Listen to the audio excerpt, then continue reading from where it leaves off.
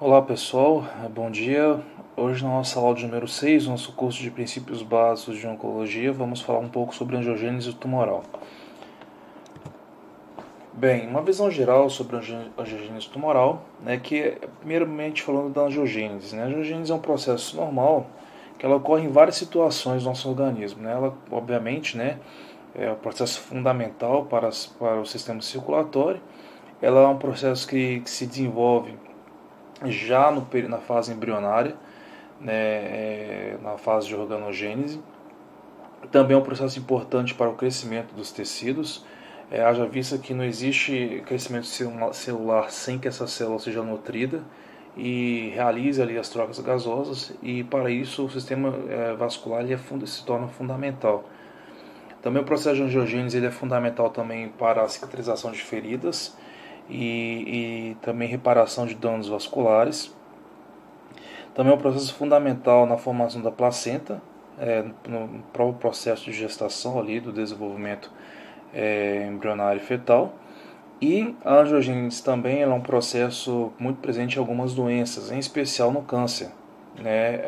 E nesse contexto, ela tem aspectos de um processo anormal, de uma angiogênese anormal, e nós vamos pontuar essas diferenças de uma angiogênese normal para uma angiogênese tumoral na aula de hoje. E também a sua importância no tocante ao câncer em si. Particularmente a angiogênese ela é importante para todos os tipos de neoplasias benignas e malignas, porém na neoplasia maligna, no câncer propriamente dito, a angiogênese ela tem um papel fundamental, basicamente tendo em vista que sem angiogênese se torna muito difícil o processo de metástase. Então a angiogênese ela é uma etapa precursora, digamos assim, do processo de metástase. Bem, no tocante ao histórico do estudo de angiogênese na oncologia, em 55, no século passado, Tollinson e Gray, eles perceberam que a difusão de oxigênio em tecidos sólidos não ultrapassava 150 micrômetros a partir dos capilares, ou seja, células que estavam distantes, distanciadas a uma distância maior do que 150 micrômetros do capilar próximo, elas não conseguiam receber essa oferta de oxigênio e muito menos de nutrientes desses capilares. Então elas teriam que estar a uma distância menor do que 150 micrômetros. E a partir dessa distância, essas células elas começavam a entrar em estresse fisiológico, não recebendo oxigênio, acionavam o sistema de expressão gênica. Em especial, vamos ver na aula de hoje, que é acionado pelo fator de transição HIF1 ou HIF1, e com isso elas entravam em necrose. Essas células entram em necrose. Eles observaram também a importância da vascularização no tumor sólido. Aqui nós podemos ver uma micrografia eletrônica mostrando basicamente um tumor. Aqui nós temos a parte central do tumor avascularizada, onde as células já estão em necrose, certo? Aqui são as células do tumor que estão em contato com a rede de vasos sanguíneos, são células que ainda têm acesso a essa vascularização, e aqui nós temos o estroma, a região vascularizada. Reparem que as células que estão aqui no centro estão mais distantes, então elas não recebem os nutrientes e nem oxigênio aqui dessa rede vascularizada. Já são células que se encontram em hipóxia, inclusive. Que é um processo que antecede a necrose. Que na verdade a hipóxia ela é um processo que antecede a necrose, porém as células elas respondem à hipóxia através da expressão do fator HIF1, que nós vamos falar hoje, que vai ativar uma série de processos que nós vamos pontuar na aula de hoje. E aqui mostrando no diagrama que é a rede de vasos sanguíneos no estroma, e aqui a massa tumoral. Então as células aqui em azul são células que ainda têm contato com o oxigênio presente nos vasos, recebem oxigênio dos vasos sanguíneos, do sangue arterial. E aqui nessas células em amarelo, essas células aqui em cinza já são células que já estão em estresse fisiológico, as células amarelas já estão em hipóxia e as células em cinza já são células que estão já em um processo de necrose, que é um processo inflamatório, tá? Que inclusive esse processo inflamatório ele será muito importante para a angiogênese anormal, que nós vamos falar mais adiante na aula. Bem, um dos pesquisadores mais importantes no estudo da angiogênese tumoral foi o Judah Folkman. Esse pesquisador ele observou que tumores estimulam o processo de angiogênese. Então, os tumores eles produzem, em especial, VEGF, EGF e outros fatores proangiogênicos. No entanto, essa indução da angiogênese tumoral ela é um processo totalmente anormal e totalmente desorganizado. A angiogênese tumoral ela é um processo desorganizado. E isso vai caracterizar muito da patogênese, da patologia do câncer. E também vale ressaltar que a angiogênese ela é um processo que é fundamental para o evento da metástase. É bem verdade que um câncer in situ, um câncer invasivo, ele pode metastatizar para tecidos vizinhos. No entanto, a parte patológica importante da metástase é no tocante ao evento do tumor ter acesso aos vasos sanguíneos e células tumorais, então colonizarem tecidos muito distantes.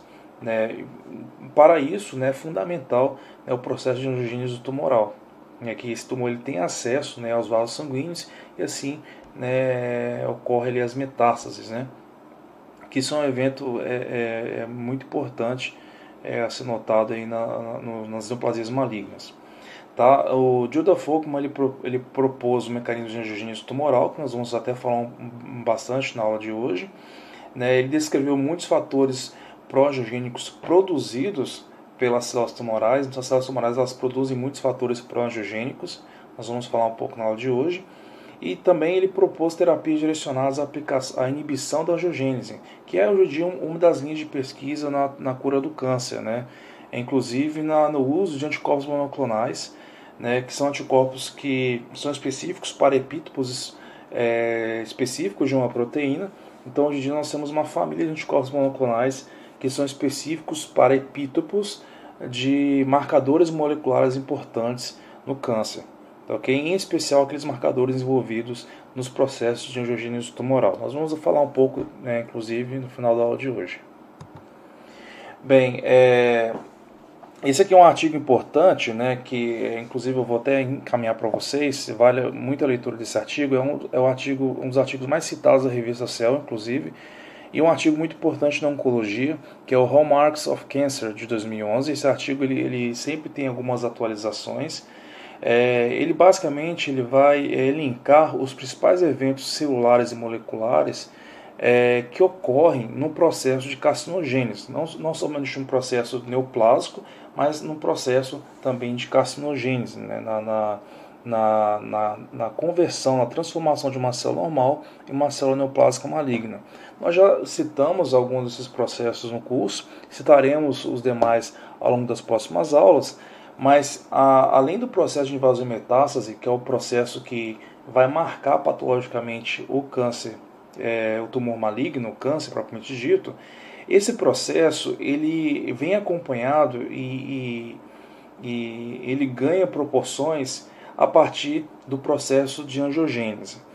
A angiogênese ela só ocorre em tumores malignos? Não, a angiogênese ela também pode ocorrer em tumores benignos. No entanto, uma vez que essas células benignas se tornam malignas, a angiogênese ela aumenta muito as chances de ocorrer metástases para tecidos muito distantes do tumor primário. Tá, ok? Então, a indução da angiogênese é uma das etapas mais importantes no processo de malignização de células neoplásicas. Por quê? Porque ela vai basicamente aumentar em muito as chances dessas células malignas metastatizarem para tecidos muito distantes.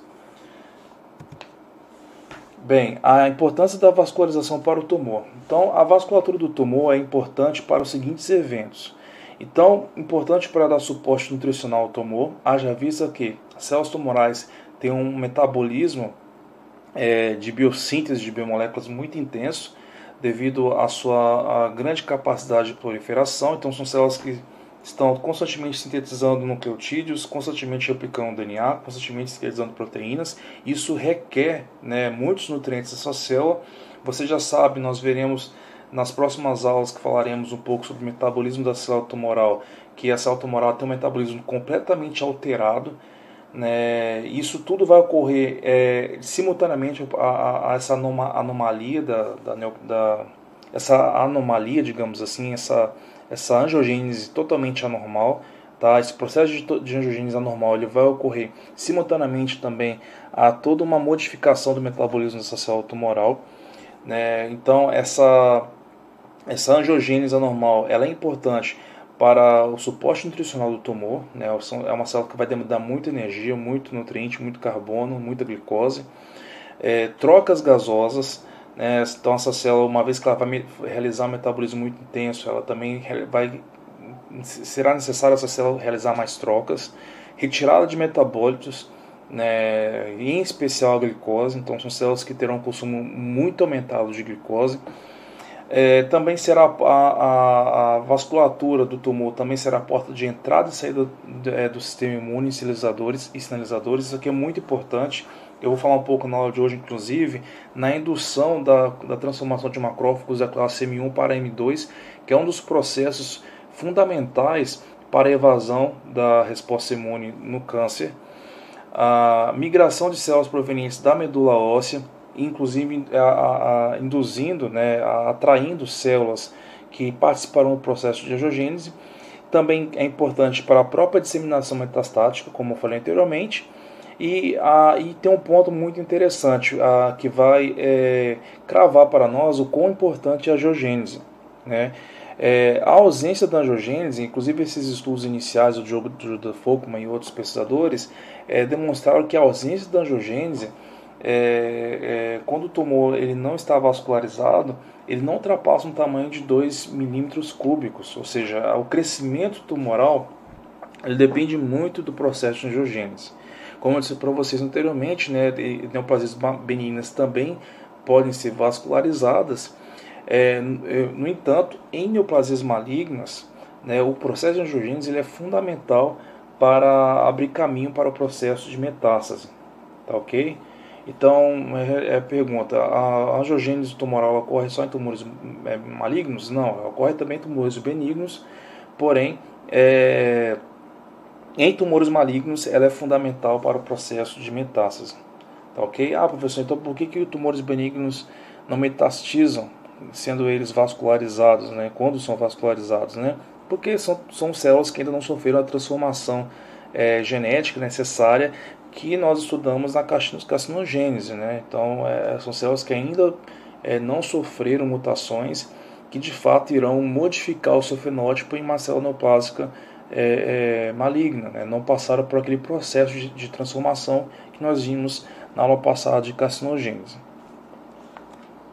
Bem, uma vez que o tumor é vascularizado, então ele passa a ter acesso a uma oferta de nutrientes e assim ele ganha tamanho e pode invadir tecidos adjacentes e eventualmente metastatizar.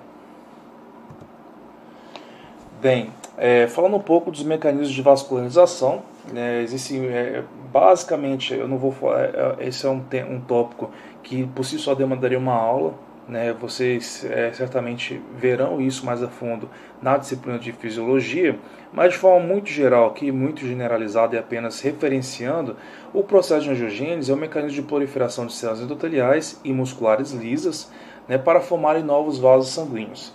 Ele é um processo importante, né, em especial na embriogênese, né, na organogênese, na formação dos tecidos, e também na fase adulta do indivíduo, né, em processos de crescimento tecidual, no crescimento de um tecido, no crescimento do organismo como um todo, também no reparo também de danos a um tecido, por exemplo, um ferimento, né, no tecido conjuntivo, tecido epitelial. O processo de angiogênese vai ser importante. Por conta disso, né, em situações normais é um processo extremamente controlado, né, é um processo extremamente controlado, em especial por fatores de crescimento endotelial, né? É um processo que é rápido, relativamente rápido, ele dura de horas ou no mais tardar dias. E exemplos de processos onde a angiogênese fisiológica ela é fundamental. Processos cicatriciais, como vocês já sabem, desenvolvimento do endométrio durante o ciclo uterino também, e além disso no processo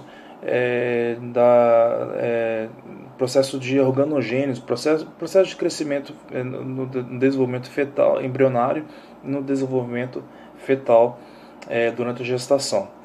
Ok? Assim como também no crescimento do indivíduo como um todo. O nosso foco aqui hoje é a angiogênese patológica.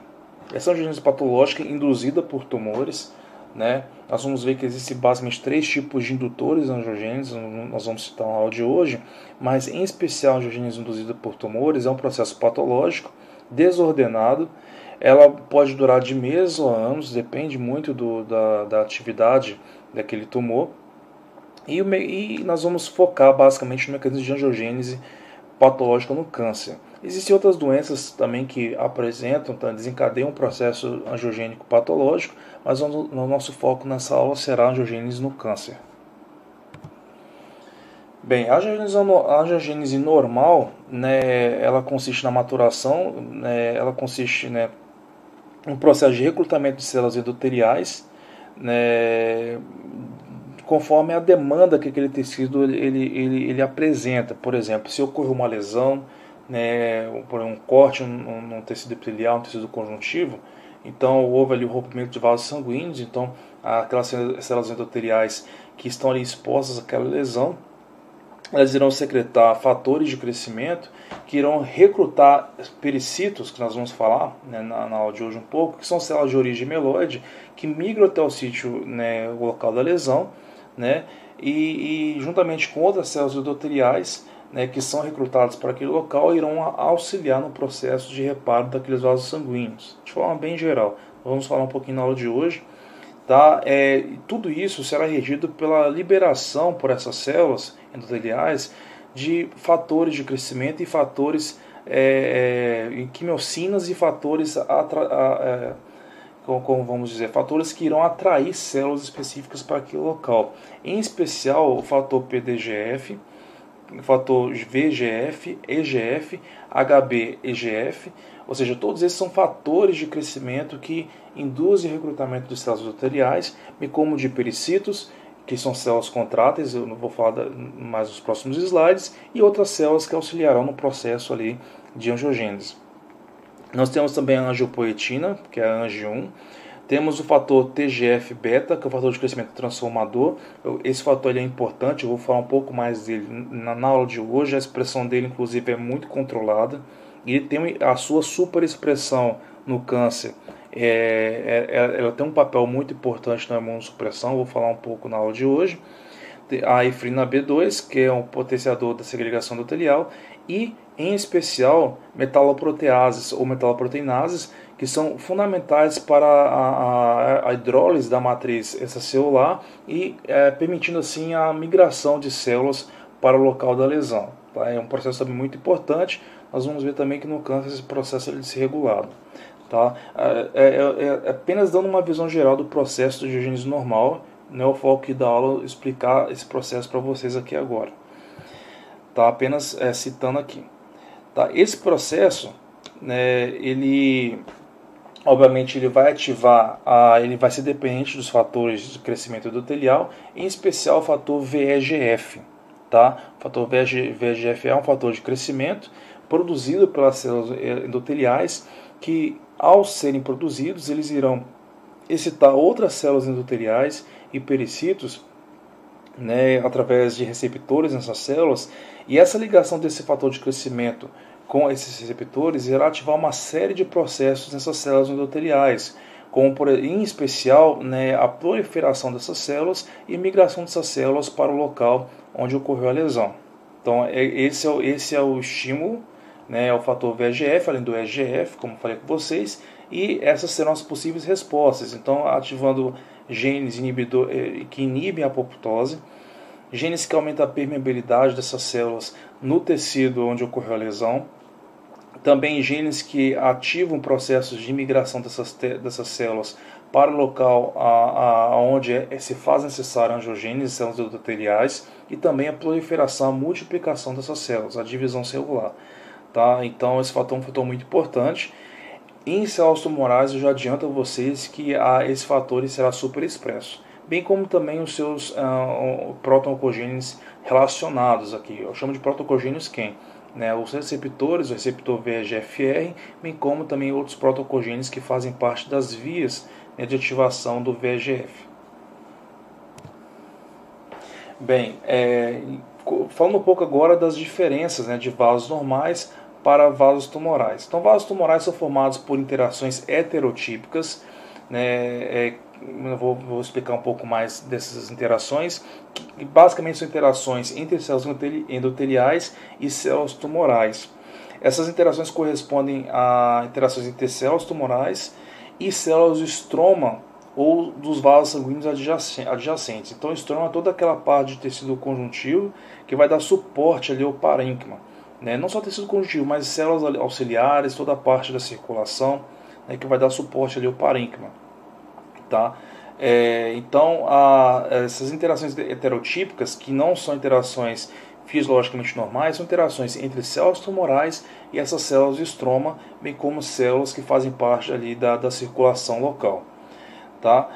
Os vasos tumorais eles são mais desorganizados, mais frágeis e mais permeáveis em comparação com os vasos normais.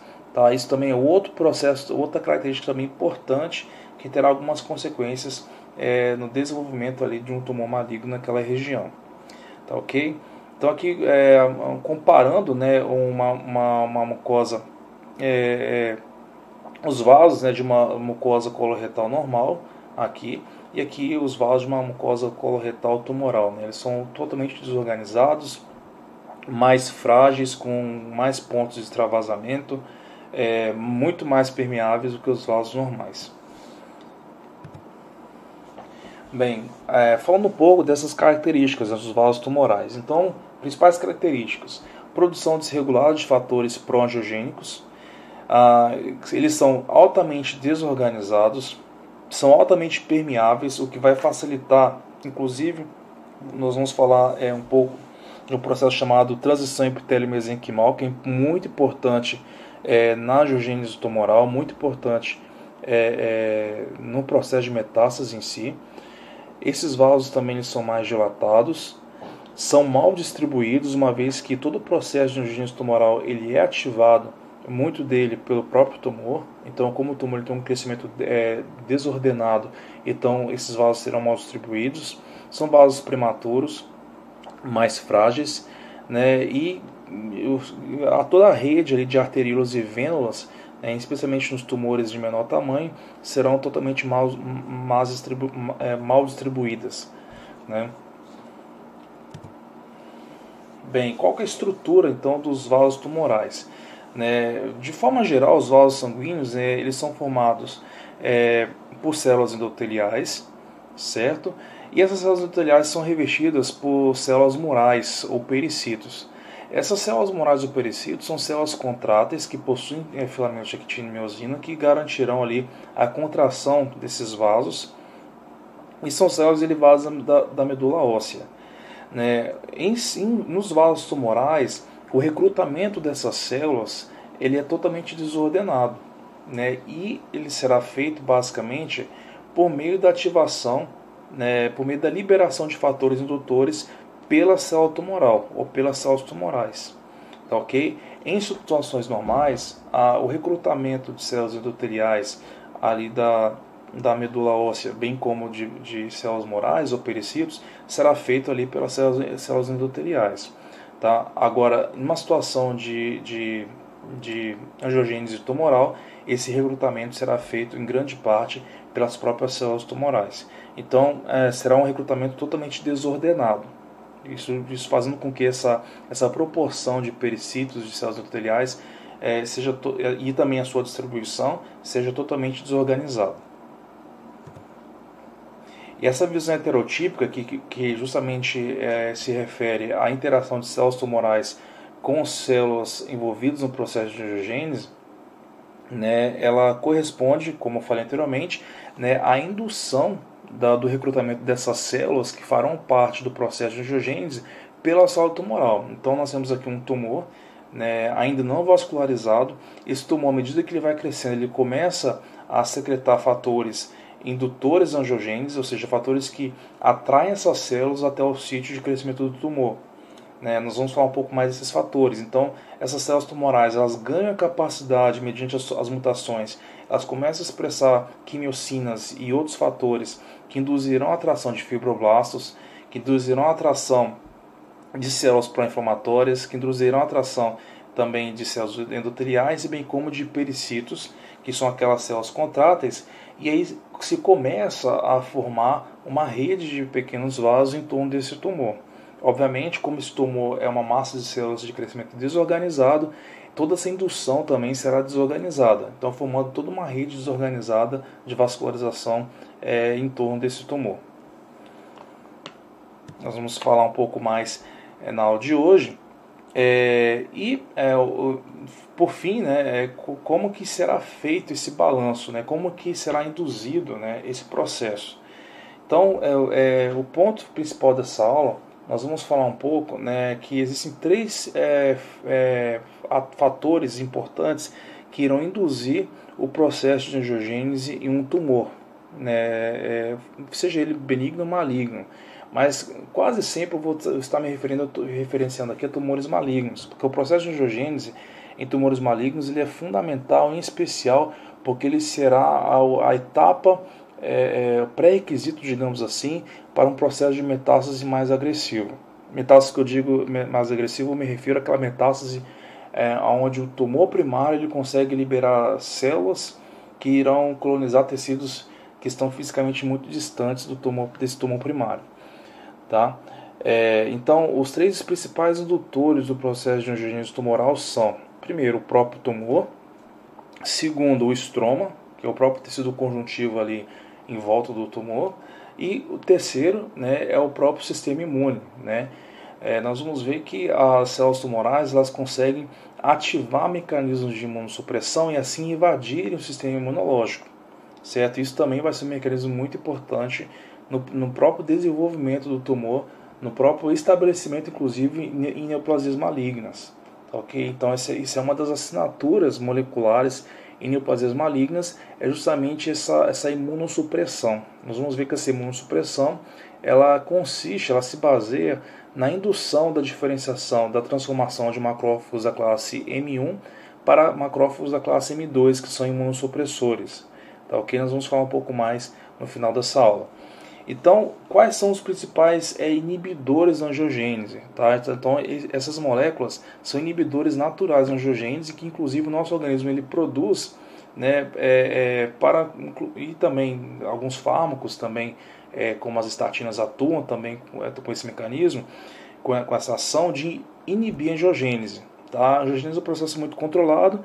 Então, essas moléculas elas inibem a angiogênese, algumas delas produzidas pelo nosso organismo, outras delas atuando como fármacos, como as estatinas, como, por exemplo, a trombospodina 1, a angiostatina, a endostatina e também estatinas sintéticas também atuam inibindo a angiogênese. E quais são os ativadores da angiogênese? O VEGF, o FGF, o PDGF e o EGF. Fatores de crescimento, de forma geral, atuarão induzindo o processo de angiogênese. Esses fatores são ruins? Não, eles são muito importantes. O que acontece no câncer é uma desregulação da produção desses fatores. Esses fatores eles são super expressos pelas células tumorais. Então a célula tumoral ela causa uma perturbação em toda a homeostase desse processo angiogênico. Falando um pouco agora, eu vou falar um pouco agora da regulação negativa desse processo de angiogênese. Antes de nós falarmos dos três indutores. Então, eu vou prosseguir essa aula, eu vou falar um pouco dos inibidores negativos, dos controladores negativos do processo de angiogênese, tá? E depois disso eu vou falar um pouco dos três tipos de indução, tá? A indução pelo próprio tumor, a indução pelo estroma, e vou finalizar a aula falando um pouco da indução pelo sistema imunológico, tá ok? Então, falando um pouco da regulação dos mecanismos de inibição da angiogênese. Então, o primeiro inibidor importante da angiogênese o peptídeo trombospondina, ou TSP1. Ele é um inibidor da angiogênese. Ele é produzido por células endoteliais e também por fibroblastos. Ele atua de que forma? Ele se associa ao receptor CD36 nas células endoteliais e inibem a proliferação dessas células. Tá? Ele vai induzir também a secreção da proteína pro-apoptótica fase ligante, ou fase L, né? Justamente, né, levando, né, essas células endoteliais à apoptose, ou seja, ele vai atuar então inibindo a proliferação das células endoteliais através da indução de mecanismos apoptóticos. Ele não é expresso em células endoteliais maduras que constituem os capilares normais, né? Haja visto esses capilares eles serem muito importantes para a cicatrização rápida. Esse controle é mais, né, no tocante às células endoteliais que fazem parte de artérias e vasos mais de fluxo maior, de sanguíneo maior, de maior calibre. E ele promove a inibição de VEGF, obviamente. Qual é a importância da alteração da função da trombospodina no câncer, né? Então, a transição da trombospodina 1 ela será regulada pela proteína P53, ou seja, então quem vai ativar a expressão da trombospodina 1, que é inibidor da angiogênese, é o fator de transição P53, como nós estudamos em aulas passadas, que é um fator importante e produzido em especial na fase G1. Tá? Então, quem vai ativar a produção de trombospodina 1 será a P53. No entanto, em grande parte dos tumores, a proteína P53 ela está inativada mediante mutações. Tá? Ela é um gene supressor tumoral, né? Não em quase todos, mas uma porcentagem considerável dos tumores malignos, a P53 se encontra mutada.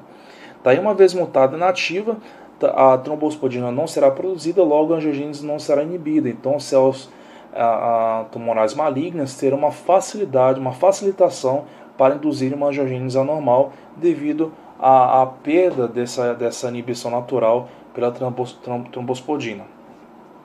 Tá ok?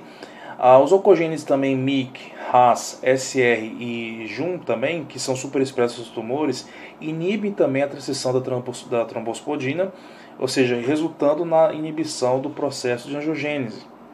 Tá? Resultando no impedimento da inibição do processo de angiogênese, ao contrário, né? Então, ou seja, todos esses oncogenes, eles impedem a ação da trombospodina. A trombospodina vai fazer o quê? Ela vai inibir a angiogênese. Então, na verdade, eles bloqueiam a inibição da angiogênese. Ou seja, não existe nenhum controle negativo mais da angiogênese. O processo de angiogênese em si ele pode ocorrer livremente, sem qualquer tipo de inibição pela trombospodina, porque esses oncogenes atuarão de forma negativa sobre a trombospodina. Tá ok? E vale ressaltar também que no tumor, vários desses oncogenes, depende do tumor, obviamente, vários deles serão superexpressos. Lembrando a vocês que o processo de carcinogênese, né, ele muito raramente ocorrerá por uma mutação apenas, né? Quase em todos os casos ele requer algumas mutações de alguns oncogenes ou supressores tumorais para que de fato, né, uma célula se torne uma célula neoplásica maligna. Bem, além da trombospodina, né, nós temos a angiostatina, que ele é o produto da proteólise do plasminogênio. E a angiostatina ela tem um papel interessante, que ela vai atuar inibindo metalaproteases que degradam a matriz extracelular. Nós vamos ver também um pouco mais adiante que metaloproteases elas são fundamentais para o processo de angiogênese, porque elas vão degradar a matriz extracelular, abrindo caminhos para a migração de células endoteliais e assim na síntese de novos vasos sanguíneos. Tá? Então, elas são um dos produtos também produzidos, né, pelas células endoteliais na angiogênese normal e também são bastante produzidas por células tumorais na angiogênese tumoral, as metaloproteases. Tá? Angiostatinas são inibidores naturais dessas metaloproteases. E numa situação de angiogênese normal, obviamente, né, quando é um dos mecanismos de inibição da angiogênese. Tá ok? Bem, além disso, nós temos as endostatinas. As endostatinas elas atuam inibindo a transdução de sinal VEGF-VEGFR. VEGFR é o receptor do VEGF, nós vamos falar um pouco dele mais adiante. né, e também atua inativando metaloproteinases, tá, ok? No mesmo sentido, no mesmo sentido das angistatinas, né, atuam com um mecanismo similar. Bem, agora vamos falar agora é a parte central da aula, onde nós vamos falar dos 3 principais mecanismos de ativação da angiogênese tumoral, tá, ok? Então, que é o foco principal da aula, que é o papel central da angiogênese no desenvolvimento de um tumor, em especial de uma neoplasia maligna. Então, o microambiente tumoral, ele é obviamente o ambiente tumoral, né, que nós vamos falar inclusive um pouco mais em aulas posteriores, na parte de metástase, né, e também na parte de imunologia do câncer, né, ele é um ambiente obviamente pró-tumoral e também pró-angiogênico, né, ou seja, um ambiente que vai induzir a angiogênese. Tá? E existem basicamente 3 principais indutores do processo de angiogênese no câncer, né? E também neoplasias de forma geral, mas neoplasias malignas de uma forma mais preponderante, que é o próprio tumor em si, né? O tumor ele vai atuar tanto secretando metaloproteinases, como também secretando fatores de crescimento que induzirão no processo de angiogênese. Nós vamos explicar como isso ocorre nos próximos slides. Esse é um primeiro mecanismo, que é o mecanismo de ativação pelo próprio tumor, tá, ok? O segundo mecanismo é o mecanismo de ativação por fibroblastos ou pela matriz extracelular, que eu vou falar um pouco mais na aula de hoje. E também o terceiro e último mecanismo, que também é um mecanismo importante, que é o mecanismo de ativação por células do sistema imunológico, em especial por macrófagos da classe M2, que eu vou falar também um pouco na aula de hoje. Bem, falando um pouco então do primeiro tipo de mecanismo, né, que é o mecanismo de ativação da angiogênese, né, tendo o tumor como indutor desse processo de angiogênese. Então, como nós podemos ver aqui nesse diagrama, então, como eu disse a vocês, o tumor avascularizado ele tem um crescimento muito limitado, né? Uma vez que esse processo de vascularização ele se inicia, e isso também pode ocorrer em tumores benignos, né? Esse tumor, ele, por uma oferta maior de oxigênio e nutrientes, ele começa a ter um crescimento muito mais acentuado. Tá? Isso também pode ocorrer em tumores benignos. Mas o que vai diferenciar o tumor benigno de maligno serão todos aqueles eventos que nós falamos na aula passada, né? Então, o tumor benigno ele pode ser uma etapa anterior a um processo de carcinogênese, né? Um processo de conversão desse tumor benigno em tumor maligno. Tá? Mas o processo de angiogênese em si é importante, tá? Nos dois casos. Importante para o crescimento do tumor e também do tumor maligno de forma específica, como uma antessala do processo metastático. Tá, ok? Então, uma vez que ocorre essa vascularização é essa que é induzida por fatores produzidos pelo próprio tumor. Então, esses fatores induzirão a migração de células endoteliais no sentido do tumor e essas células, por fim, irão vascularizar, irão irrigar esse tumor. Tá, ok? E por que o tumor, em especial o tumor maligno, ele tem uma facilidade em induzir angiogênese, pessoal? Devido ao processo de hipóxia. Então nós temos que ter em mente, né, que o tumor maligno ele tem um crescimento, as neoplasias de forma geral, a neoplasia por si, por definição, significa uma célula que está em um processo de perda total do seu ciclo celular, ela perdeu o controle do ciclo, então é uma célula que se prolifera bastante. Claro que tumores malignos têm uma proliferação maior do que tumores benignos, mas acontece que devido a essa proliferação nós temos células que estão praticamente em um estado metabólico de hipóxia. E muitas dessas células, consequentemente, irão entrar em estado de necrose, né? Uma vez que não tem mais acesso a nutrientes, como a glicose, e também não tem mais acesso ao oxigênio. Então elas acabam, por consequência, entrando no processo de necrose, que irá ativar um processo pró-inflamatório, que também, por sua vez, é um dos fatores que vai ativar o processo de angiogênese. Tá, ok? Mas o fato é que muitas dessas células, antes de entrar em hipóxia, elas começarão a expressar um fator de transição muito importante, que é o fator RIF1, ou HIF1, né, que é o fator induzido por hipóxia, que é o RIF1. E esse fator ele vai induzir é um fator de transição, ele vai induzir a expressão de uma série de genes importantes para o processo de angiogênese. e também para o processo, né, de crescimento do tumor. E quais são alguns desses principais fatores, né? Então, o fator HIF1 ele vai induzir genes relacionados ao processo de angiogênese, ou seja, a célula tumoral ela começará a produzir proteínas que induzirão o processo de angiogênese. Aqui que vale ressaltar em especial o fator VEGF, que vai induzir o recrutamento de células endoteliais para perto desse tumor, ou seja, o tumor ele vai começar a induzir o crescimento de vasos na sua direção, ou seja, vasos, células endoteliais que estão próximas ali, vasos sanguíneos que estão próximos a esse tumor. Esse tumor vai começar a produzir VEGF. Essas células, ao perceber o VEGF, começarão a migrar, se organizarem de forma a vascularizar esse tumor. Ou seja, é uma indução mesmo que o tumor irá realizar.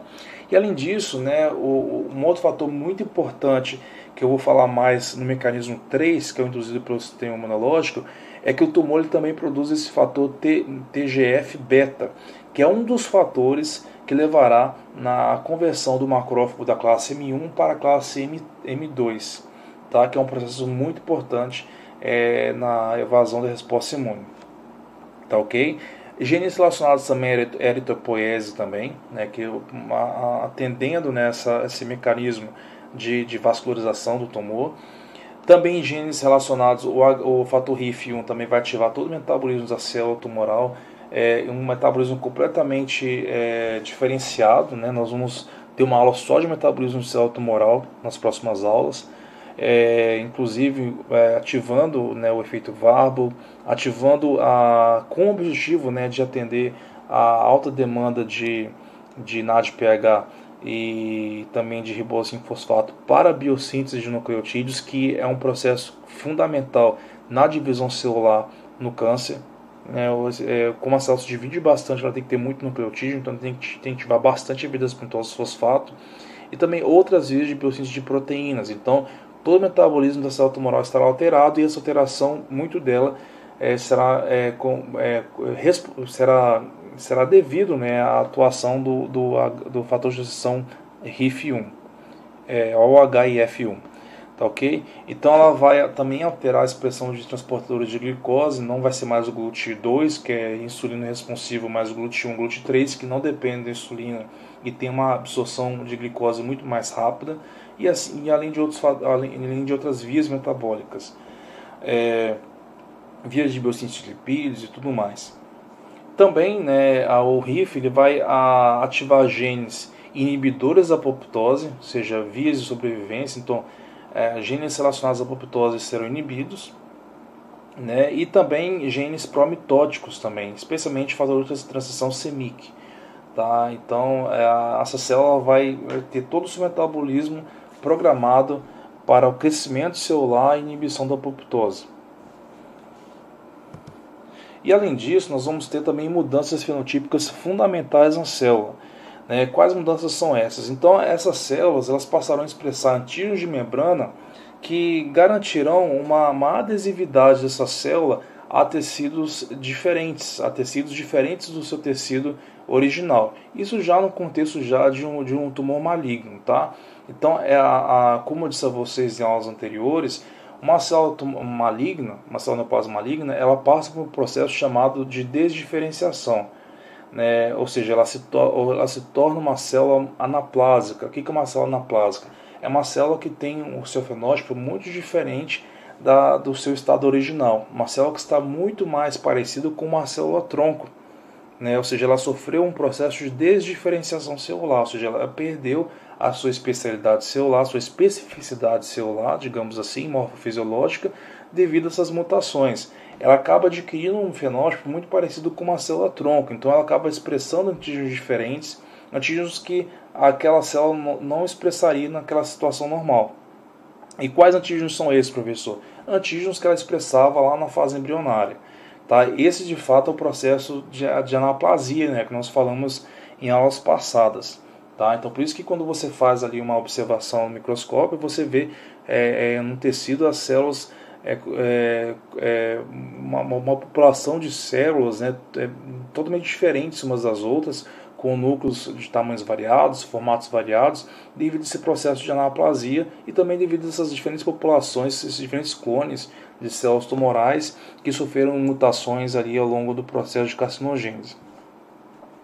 Bem, também as alterações metabólicas, como eu falei com vocês, mencionei e vou falar também em aula posterior. Nós vamos ter uma aula só de metabolismo no câncer, né, com superexpressão de GLUT1, GLUT3, que não dependem da insulina para absorver glicose, e outros fatores que ativarão o metabolismo.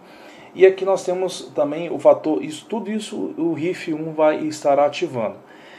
Além disso, o RIF1 ele vai também promover a expressão de genes, em especial a secreção de enzimas por parte da célula tumoral, em especial a metalloproteinases, que atuarão, vamos dizer assim, degradando a matriz extracelular, ou seja, promovendo alterações na matriz extracelular. Então esse SM quer dizer matriz extracelular, justamente promovendo um ambiente que irá facilitar o recrutamento de células pró-angiogênicas, né, recrutamento de células endoteliais, porque o tumor ele vai atuar não só liberando essas metalloproteinases e abrindo caminho para a chegada de células endoteliais, como também ele vai liberar VEGF, que induzirá essas células para perto do tumor, e assim fazendo com que vasos sanguíneos sejam construídos ao redor do tumor. Tá? E além disso também, né, essa célula tumoral, né, mediante, né, a expressão do fator RIF1, ela promoverá um processo chamado transição epitélio-mesenquimal, que é que em inglês vem do inglês, as siglas são EMT no inglês, transição epitélio-mesenquimal, que é basicamente, quando, em especial numa célula epitelial, ela acaba perdendo, devido ao processo anaplásico, como eu falei anteriormente, a todas as suas características relacionadas ao tecido de origem, e acaba adquirindo um fenótipo muito mais mesenquimal, uma célula muito mais, digamos assim, parecido com uma célula da matriz extracelular, ou parecido com uma célula de outro tecido, e ela acaba perdendo a sua afinidade pelo tecido de origem. E também outros eventos também com uma facilidade de penetração dessas células pelo tecido conjuntivo, e também a facilidade também de acesso a essa célula à corrente sanguínea. Ou seja, uma série de eventos nessa transição epitélio-mesenquimal que fará com que essa célula ela se desprenda do seu tecido de origem e passa a migrar, né, para tecidos adjacentes ou até mesmo para a corrente sanguínea. Processo que é muito importante, inclusive, na metástase, tá? Essa transição epitélio-mesenquimal. Né? E aqui, basicamente, né, falando da questão que eu mencionei dos fatores indutores da angiogênese por parte do tumor. Então, o tumor, numa situação normal, quem produz o fator VEGF e o fator PDGF são as células endoteliais. Só que os tumores também, eles mimetizam isso, né? O que vai acontecer? Então, nesse mecanismo de angiogênese induzido pelo tumor, o tumor vai produzir PDGF, VEGF, além de metalloproteinases, que irão degradar a matriz celular, e também esses fatores de crescimento irão induzir células endoteliais para perto do tumor. Além disso, né, o tumor vai induzir também ao recrutamento de pericitos também, que são células contráteis que são importantes para a contração desses vasos sanguíneos. Tá? Tudo isso induzido por quem? Pela hipóxia. Né? Por que hipóxia, professor? Porque o tumor é uma massa de células que cresce de forma acelerada. Isso tem como consequência a formação de regiões avascularizadas que começarão a trabalhar em hipóxia. E produzindo o fator HIF em resposta à hipóxia, vários fatores de crescimento são secretados por essa massa de células em estresse fisiológico, entre eles o VEGF e o FGF. Esses fatores, sendo secretados pela massa tumoral, irão induzir células endoteliais a migrarem no sentido do tumor, no sentido de atender às demandas desse tumor, certo? E além disso, esse tumor vai expressar também metalloproteinases, que vai degradar a matriz celular, né? E esses fatores indutores de crescimento endotelial no sentido do tumor, e assim formando novos vasos sanguíneos, totalmente desorganizados, porque essa massa de células também ela está totalmente desorganizada, com um crescimento totalmente desorganizado. E além disso, induzindo não somente células endoteliais, mas também pericitos também, que são células contráteis. E quais fatores importantes, né, produzidos pela célula tumoral? Esses fatores normalmente são produzidos pelas células endoteliais, né, e também por fibroblastos, porém, células tumorais acabam produzindo esses fatores, que são o VEGF, fator de crescimento endotelial vascular, o EGF, fator de crescimento epidérmico, o FGF, fator de crescimento de fibroblasto, e o PDGF, fator de crescimento plaquetário. Bem, além disso, né, de forma simultânea, digamos assim, né, as células tumorais elas induzirão, né, elas também passarão, né, pela transição epitélio-mesenquimal. Né? Essa transição, né, ela é um processo biológico que permite que uma célula epitelial polarizada, que normalmente interage com a membrana basal por meio de sua superfície basal, sofra modificações bioquímicas de expressão gênica, alterações morfológicas, as quais resultam na aquisição de um fenótipo de célula mesenquimal ou de célula do tecido conjuntivo ou de outros tecidos adjacentes, cuja capacidade de migração, invasão e resistência à apoptose aumenta. Ou seja, a célula passa a adquirir de fato, né, um fenótipo muito parecido com uma célula neoplásica. Além disso, uma capacidade de invasão de tecidos adjacentes. Então, como nós podemos ver aqui nesse diagrama, então, quais são vários eventos que compõem a transição epitélio-mesenquimal. Por isso que é uma transição, né? Não é apenas uma alteração de um ou dois genes, são vários genes que são alterados. Então aqui nós temos aqui o contexto dela é muito mais dramático na neoplasia maligna. Basicamente nós temos aqui uma célula do epitélio normal, né? Essa célula que se torna uma célula neoplásica, né, eventualmente com mutações, e essa neoplasia eventualmente se torna uma neoplasia maligna, né? Ela evolui para um carcinoma in situ, como nós vimos lá em aulas anteriores, no processo de carcinogênese. E ao se tornar um carcinoma in situ, essas células do carcinoma, que já são células neoplásicas malignas, elas acabam adquirindo a capacidade de metastatizarem. Só que essa capacidade é promovida justamente pela transição epitélio-mesenquimal, que é uma capacitação morfofisiológica que essa célula adquire devido a uma alteração de todas as suas proteínas de membrana, de forma que essa célula acaba tendo menos afinidade pelo tecido de origem e mais afinidade por tecidos adjacentes ou até mesmo tecidos muito distantes daquele tecido de origem. Ou seja, a transição epitélio-mesenquimal é um dos pré-requisitos para o processo de metástase, inclusive. Tá? Inclusive a metástase ela não teria o mesmo sucesso sem essa transição epitélio-mesenquimal. E, obviamente, sem o processo de angiogênese.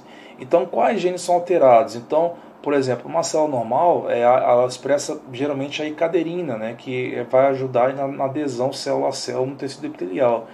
Nessa transição, ela vai trocar a icaderina por N-caderina, né, que fará com que essas células não tenham tanta afinidade em si com as células do tecido epitelial, mas sim com células mesenquimais.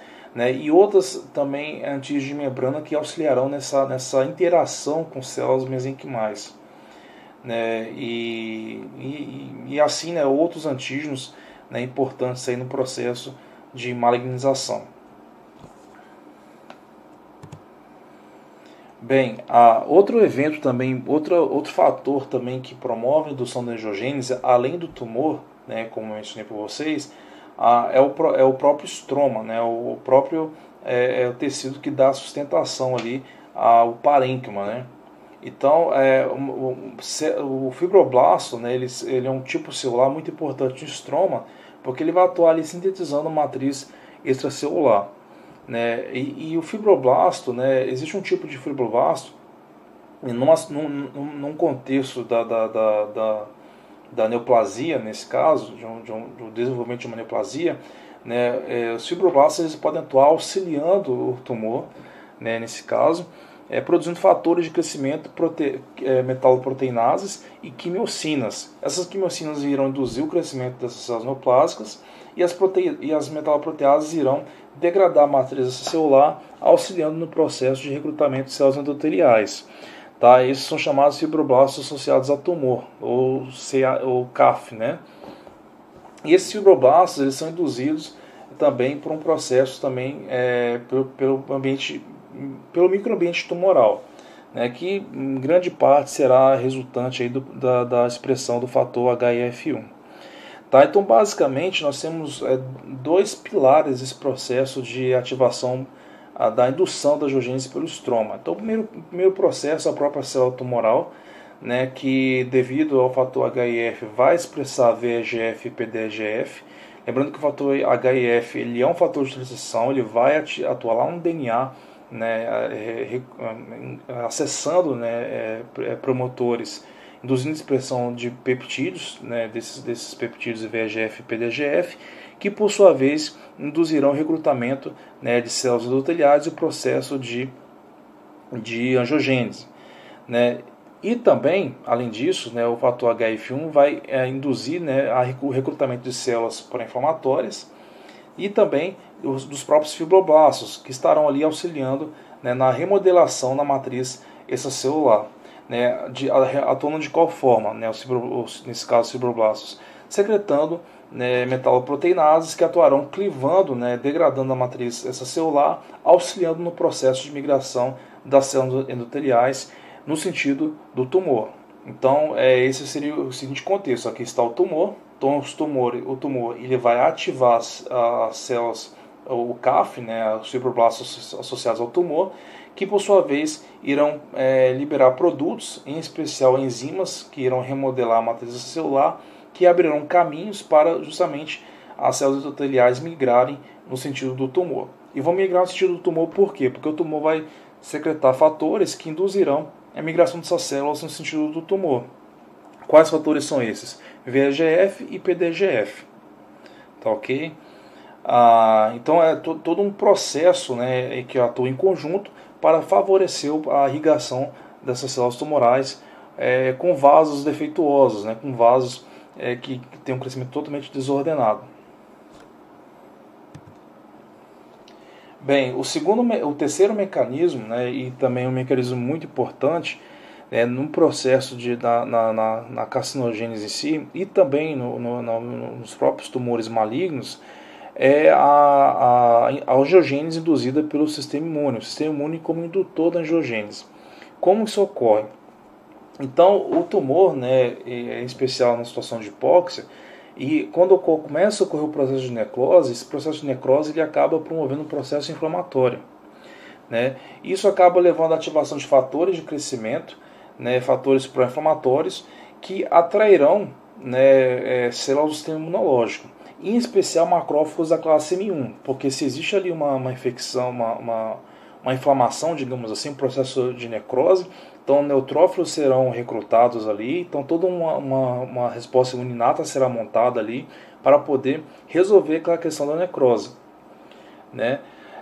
No entanto, as células tumorais, elas têm, né, eu vou mencionar daqui a pouco para vocês, devido à secreção do fator TGF-beta, né, esse fator, devido à secreção desse fator, e também de outras questões também que não são muito bem entendidas, as células tumorais elas têm uma habilidade de induzir a conversão de macrófagos da classe M1, que são macrófagos muito mais pró-inflamatórios, em macrófagos da classe M2, que são macrófagos imunossupressores. Parece até um pouco contraditório macrófago e imunossupressor, sendo que macrófago faz parte da resposta imunológica, é uma célula fagocitária. Só que esses macrófagos são importantes na fase final de um processo inflamatório, ou seja, eles atuam resolvendo a inflamação, né, trazendo de volta a normalidade ao tecido. No entanto, as células tumorais elas acabam induzindo, né, os macrófagos que são inflamatórios, que estão lá para poder justamente resolver a questão, ou o que está errado, né, fagocitar, né, células estranhas, fagocitar partículas estranhas, eles acabam induzindo esses macrófagos da classe M1 para macrófagos da classe M2, que são imunossupressores. E assim é como se a célula tumoral ela inibisse, né, ela se escondesse, digamos assim, do mecanismo de resposta imune inata, né? Ou seja, ela de fato ela ativa o mecanismo de imunossupressão devido à indução da transformação de macrófagos M1 para macrófagos da classe M2. Tanto é que os macrófagos da classe M2 são chamados de macrófagos TAM, né? Ou simplesmente TAM, né? Que quer dizer Tumor Associated Macrophage, né? Que é o macrófago associado ao tumor, né? Você pode encontrar isso em vários artigos, inclusive. E quais são os fatores, né, que a célula tumoral ela produz, né, para poder induzir esses macrófagos de M1 para M2? Esses mecanismos ainda não são totalmente compreendidos, mas sabe-se que um dos fatores produzidos, né, pela célula tumoral que acaba induzindo, auxiliando na indução dos macrófagos de M1 para M2 é o fator TGF-beta, né, que é um daqueles fatores produzidos em resposta ao RIF, né, o RIF é o fator de transição que é produzido na hipóxia.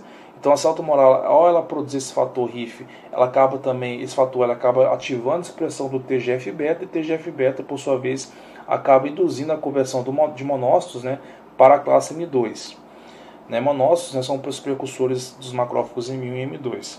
Tá, ok? E como eu mencionei para vocês anteriormente, o macrófago da classe M1 ele é um macrófago que vai induzir, né, justamente ali a resposta ativa do sistema imune. São aquelas células que irão de fato fagocitar, irão apresentar antígenos fagocitados que são processados, depois apresentados na membrana desses macrófagos no contexto do MHC classe 2, tá? Justamente para as células de resposta imunológica adaptativa, em especial linfócitos TCD4 e TCD8, né?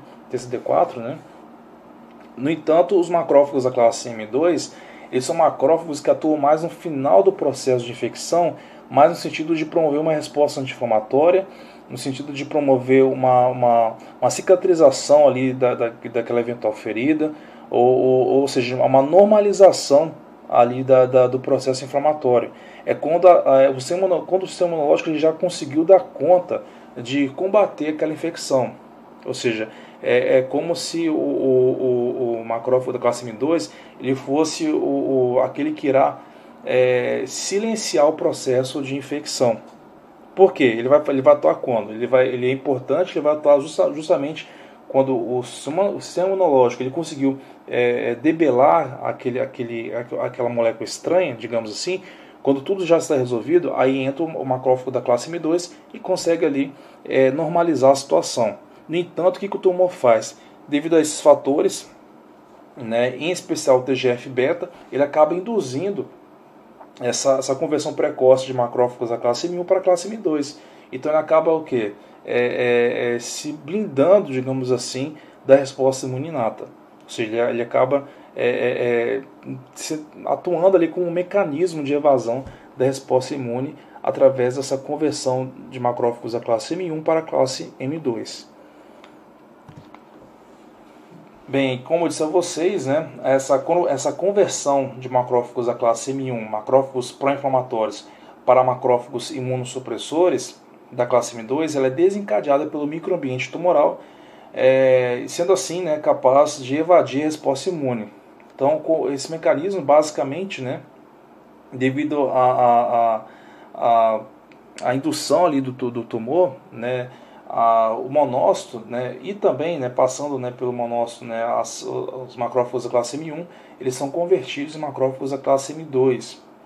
E esses macrófagos eles atuam de qual forma? Né? Eles produzem uma série de interleucinas, assim como a TGF-beta acaba induzindo esse monócito a se converter em macrófago da classe M2, ele também vai produzir também TGF-beta, vai produzir também uma série de interleucinas, como interleucina 10 e interleucina 13 também, né, que ativarão efeitos anti-inflamatórios, né, e levarão também processos de cicatrização, ou seja, eventos que atuam no final do processo de infecção.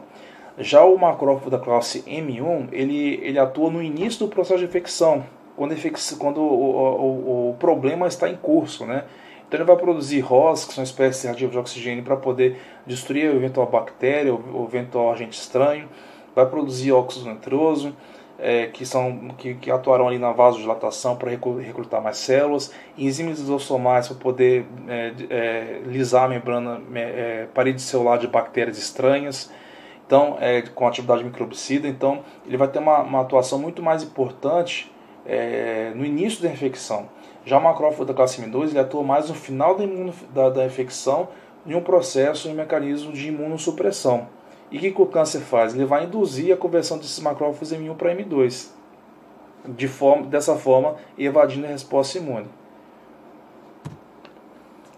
Bem, com base, né, nesses resultados, né, que são relativamente recentes, inclusive, esses dados, né, vários grupos de pesquisa, inclusive um grupo importante na Faculdade de Medicina de Ribeirão Preto, na USP de Ribeirão, eles têm estudado, né, o uso do Plactaxel como um agente que possivelmente induz, né, a conversão, né, a conversão de volta de macrófagos da classe M2 para a classe M1, né, ou seja, inibindo assim esse processo de evasão da resposta imune pelo câncer. Então, esse é um fármaco, inclusive o paclitaxel, ele é utilizado inclusive como um dos inibidores, né, da despolimerização dos microtúbulos, né? Então ele por si só já é um potencial fármaco contra o câncer, né, porque ele vai inibir ali o processo de replicação celular. Mas também, né, esse grupo de pesquisa tem estudado o uso dele como um importante ativador de macrófagos da classe M2 para a classe M1.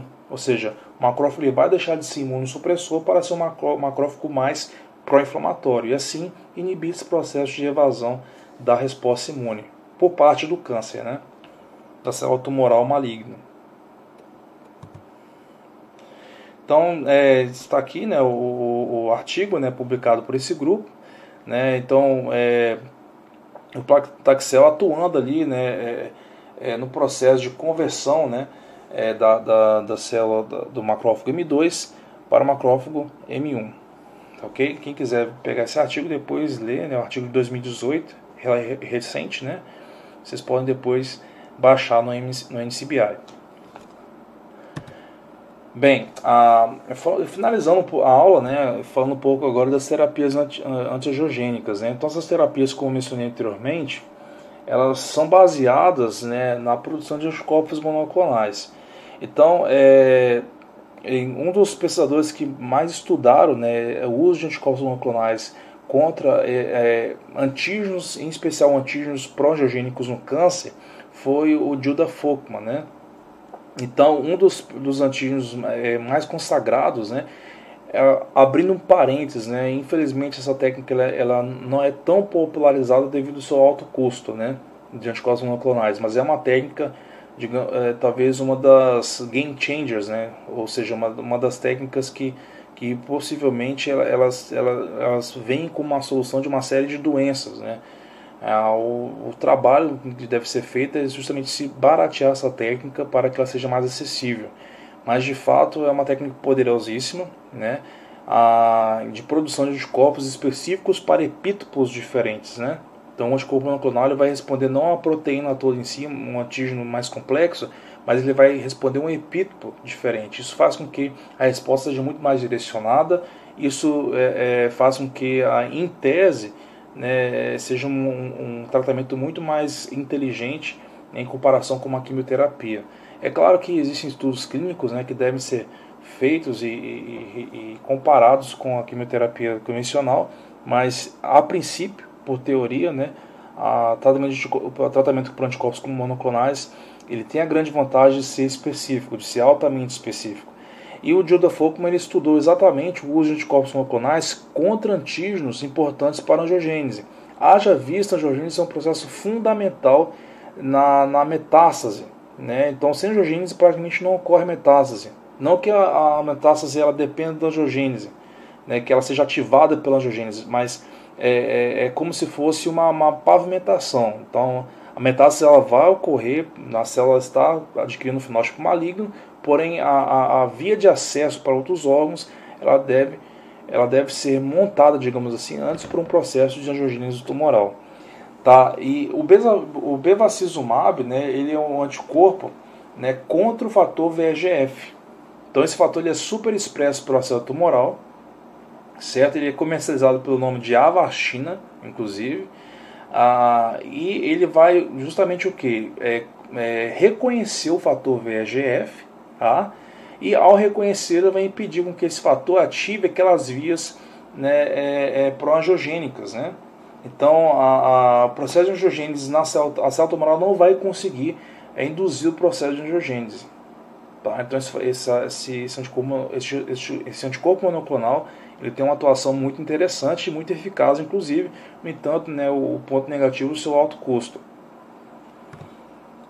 Bem, para quem não sabe, né, não sei, provavelmente vocês já estejam vendo isso na disciplina de imunologia, né, essa técnica, eu não vou explicar ela aqui agora, que uma técnica é um pouquinho mais robusta para explicar, digamos assim, também demandaria uma aula só para falar disso, até porque essa técnica ela foi agraciada com o Prêmio Nobel de Medicina de 84, né, por esses dois pesquisadores, né, o George Scaler e o Cesar Milstein.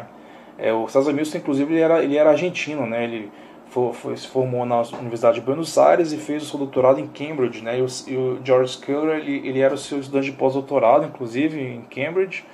E eles, né, o Cesar Milstein foi orientador dele, em 74. Eles desenvolveram, né, a tecnologia de produção de corpos monoclonais. E essa tecnologia ela se baseava basicamente em imunizar, né, um ratinho com um antígeno específico de interesse, e ao se extrair o baço, as células do baço desse ratinho, eles conseguiram isolar, né, os linfócitos, os clones de linfócitos B responsivos em específico para antígenos, epítopos de interesse que eles gostariam de fazer o hibridoma.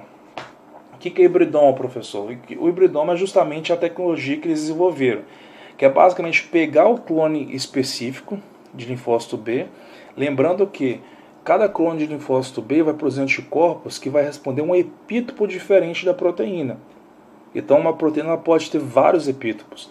Uma proteína do capsídeo viral, por exemplo, possui vários epítopos, né? Ou seja, vários anticorpos, né? Só que quando você faz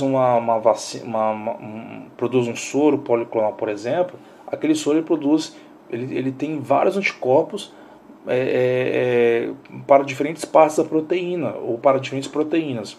O anticorpo monoclonal ele é específico para um epítopo, que é uma região específica da proteína. Então isso para o câncer ele é muito interessante, tá? Para justamente se atacar ali aqueles marcadores que de fato são críticos para o processo de carcinogênese e o processo de angiogênese tumoral. Tá? Então o que eles fizeram? Eles conseguiram isolar, né, esses clones de linfócitos B específicos e fusionar esses clones com células de mieloma, né, que é um tipo celular que se prolifera muito rapidamente. E ao realizar essa fusão, eles obtiveram, né, uma linhagem celular que eles chamaram de hibridoma. O que essa célula tem de interessante? Ela é uma célula que reúne a capacidade de produção de anticorpos específicos que aquele clone de linfócito B possui, com a capacidade de ser facilmente cultivável devido à sua grande capacidade de proliferação, né, advinda aqui da base genética aí do mieloma, né? Então, e com isso produzir anticorpos monoclonais em escala industrial. Então, por conta do desenvolvimento das tecnologias, eles foram agraciados com o Nobel de Medicina de 84. Bem, e com base nessa tecnologia que eu acabei de citar, né, não foi uma explicação, foi uma citação, né, vários anticorpos vêm sendo desenvolvidos, não somente para o câncer, mas para uma série de doenças, né, dois deles também muito utilizados para inibir processos de angiogênese tumoral, é o cetuximab, né, e o panitumumab, né, todos eles têm essa terminação de AB que vem de anticorpo, né, antibody, né, em inglês. E são anticorpos monoclonais contra o fator VEGF e o receptor de EGF. O fator VEGF é o fator de crescimento e o receptor de EGF é o receptor do fator EGF. Tá, ok? Todos eles são oncoproteínas, quando mutadas, né, ou quando superexpressas, e esses anticorpos irão, respectivamente, neutralizar essas proteínas, ou seja, então é muito menos agressivo do que uma quimioterapia, por exemplo. Então nós podemos, de forma muito eficaz, utilizar esses anticorpos monoclonais e assim impedir esse processo angiogênico e, por consequência, impedir o processo de metástase, impedir o processo de angiogênese e debelar o crescimento do tumor através da repressão da angiogênese. E assim o tumor ele ser muito mais facilmente tratável. Bem, pessoal, então com isso nós encerramos então essa aula de hoje, Nós continuaremos esse assunto na próxima aula, onde nós falaremos de metástase tumoral. Tá ok? Então, dúvidas vocês podem deixar aí nos comentários abaixo ou no nosso grupo específico aí para os alunos da disciplina no Telegram. Tá ok? Então, bons estudos, um forte abraço e fiquem todos com Deus.